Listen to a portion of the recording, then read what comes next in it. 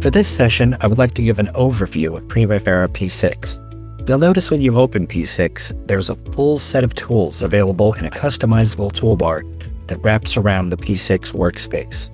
In your manual on page 18 and 19, there's a full list of the menus with each function and the associated toolbar as a reference for your toolbars and your functions.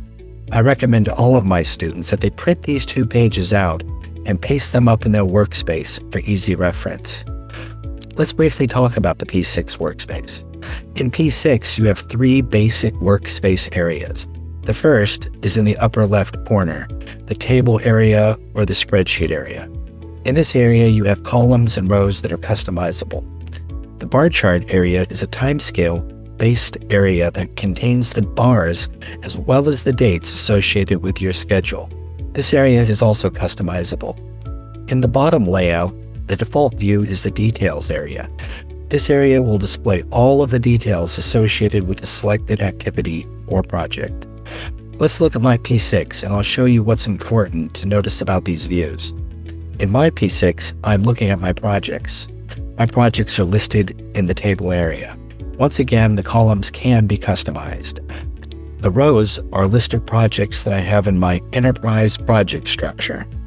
I have a bar chart area to view timescale items. And in the bottom layout, I have the details associated with the selected project in my view. What's important to notice is when I look at individual schedule in the activities view, it's the same layout. I have a table area with the activities in my schedule. Here is my bar chart area with the bars and timescale, and then here is the details associated with the selected activity. If I go to my WBS view, it's the same view over again.